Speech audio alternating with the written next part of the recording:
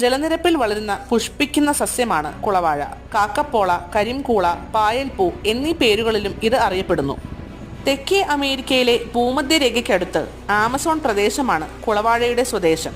കേരളത്തിലെ അധിനിവേശ സസ്യ ഇനങ്ങളിൽ ഒന്നായ കുളവാഴയെ കൃഷിക്കാർ കളയുടെ ഗണത്തിലാണ് പെടുത്തിയിരിക്കുന്നത്. 12 ദിവസം കൊണ്ട് ഇരട്ടി പ്രദേശത്ത് വ്യാപിക്കാൻ ശേഷിയുള്ള കുളവാഴ കായലുകളിലും തോടുകളിലും സാരമായ പാരിസ്ഥിതിക ജൈവ വ്യവസ്ഥാ പ്രശ്നങ്ങൾ ഉണ്ടാക്കുന്നുണ്ട്. ഈ സസ്യം വളരുന്നിടത്തെ വെള്ളത്തിലേക്ക് സൂര്യപ്രകാശം കടത്തിവിടാത്തതിനാൽ വെള്ളത്തിനടിയിലുള്ള ജീവജാലങ്ങൾക്ക് ഭീഷണിയാകുന്നു.